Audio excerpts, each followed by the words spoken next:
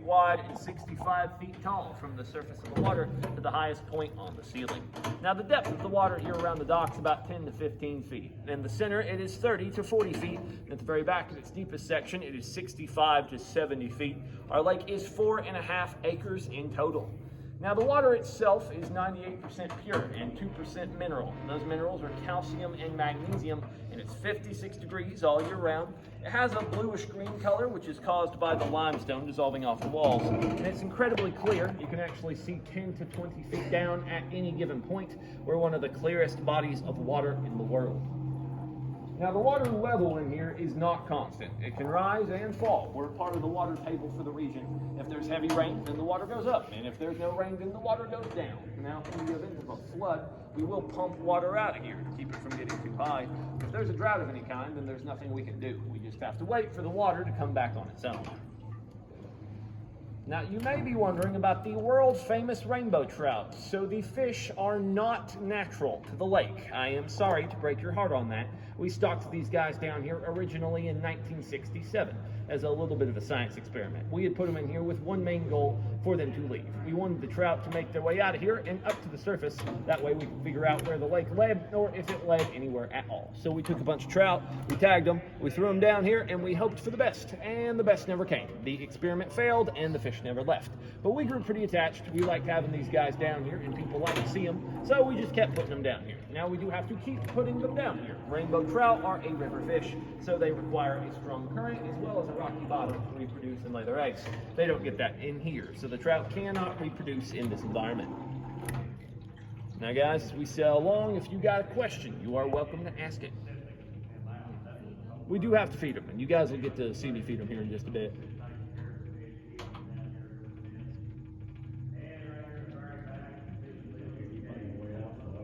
I probably could, yeah.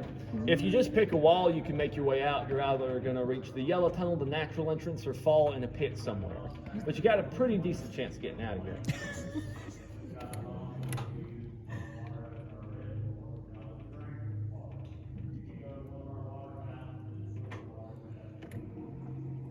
How about down here? If you lost the light down here, you think you could find your way back to the dock? It might take some scraping on the boat, but I think I could do it.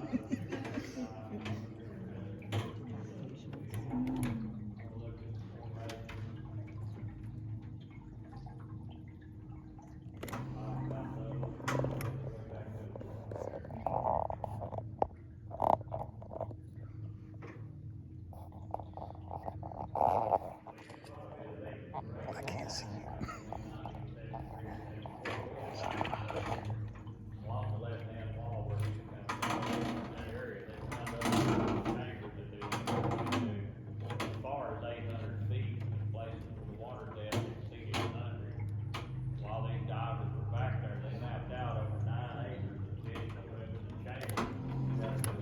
Now guys, we're making our way into the fish feeding area. You might be able to tell. We're going to do some circles out here. I'm going to throw some food out for the trout, and I'll tell you a whole lot more about them. I will remind you, you probably want to keep your hands in the boat and out of the water. These are trout, but they act more like piranhas sometimes.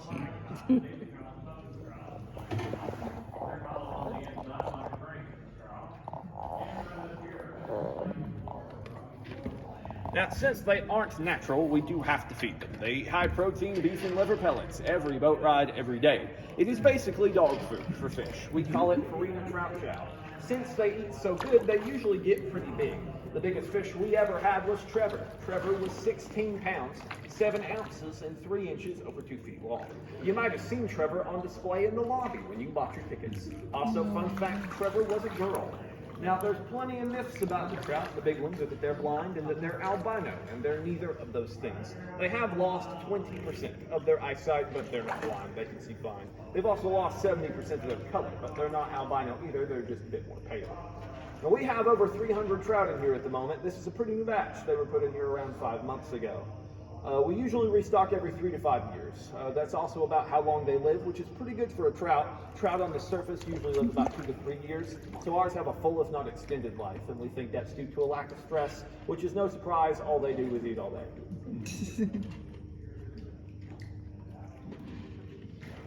Yeah, I know what's coming.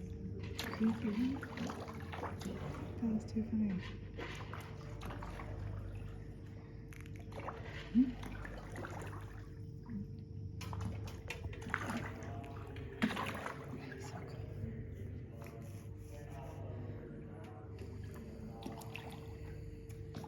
y'all, I'm getting dizzy, so we're going to start to leave the fish feeding area. You can wave goodbye to these guys, and you can name some of them if you would like to.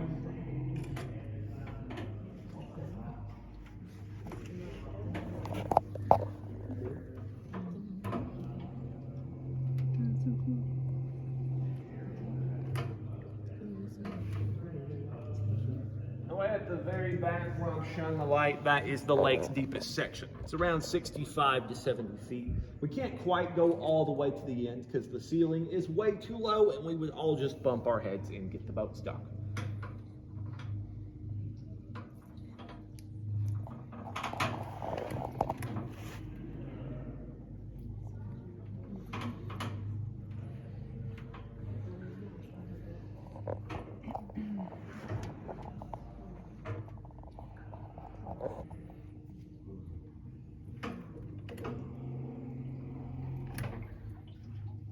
Starting right here, guys, this is the site of our most recent rockfall. Don't let most recent scare you. This happened 2,000 years ago.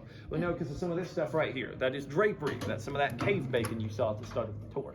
Now, it won't grow between rocks. That stuff's only going to grow on clean slates. So we broke a piece of it off and we had it isotope dated. Turns out it's around 2,000 years old, which is how we very roughly estimate the rockfall's age.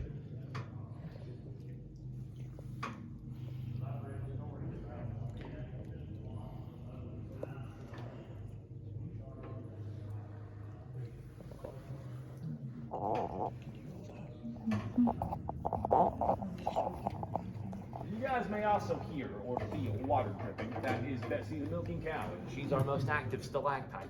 Bessie drips 39 times a minute. If you manage to get dripped on by Bessie or her sisters, then that is a cave's kiss, and it will bring you good luck. So if you get smooshed by Bessie, don't forget to tell her thank you.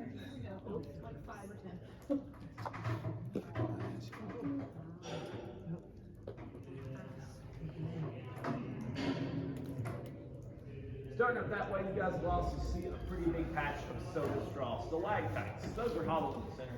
If you were to break one off, you could use it for a straw, which I really don't recommend. It'll make your drink taste like rust and earn you a $500 fine.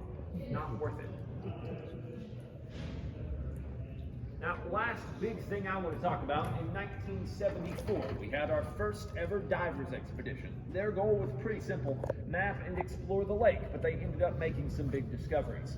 Underneath the water, the divers found several submerged passageways. One along the left wall was over 800 feet long, and some of the chambers they led to were over 100 feet deep. They attempted to fully map the passages, but they ran into a lot of problems. Their presence in those chambers would cause their pressures to shift, and that would lead to rocks and sediment falling from the ceiling, and the water would become like chocolate milk. After several attempts, the divers realized it was much too unsafe to keep exploring, and so they called it quits. But they do believe those other passages could contain over 9 acres of water, meaning if we could fully map them, the Lost Sea would probably turn out to be over 13 acres in total. Now guys, as we sail back to the dock, if you have a question, you can ask it. Otherwise, we're just going to ride back in awkward silence.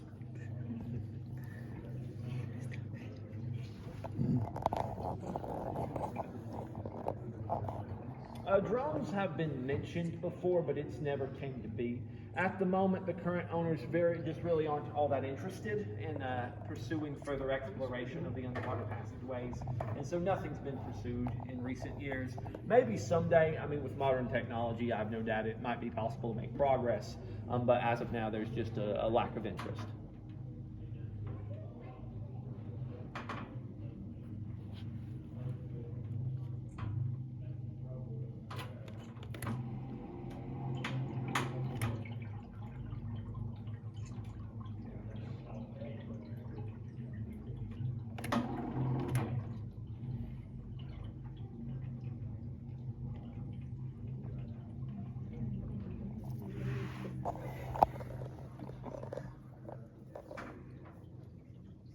Hey, since we're not by fish, can I put my hand in the water, see how cold it is? I'm not going to stop you. Alright, cool.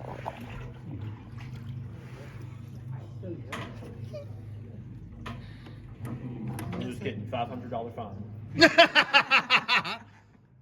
go with 50.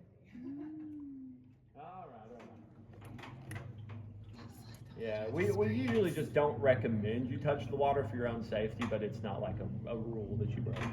What's the temperature of the water? 56 degrees. It's cold. And what's the temp in the springs? A lot warmer than that, like 72.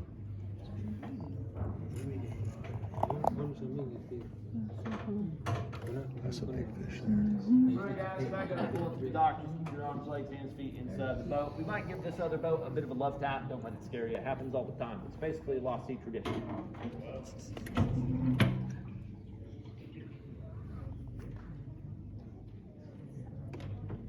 Definitely not operator error. Definitely not. No, it's not my fault no matter what. Must be a factory defect with the boat. It is, yes.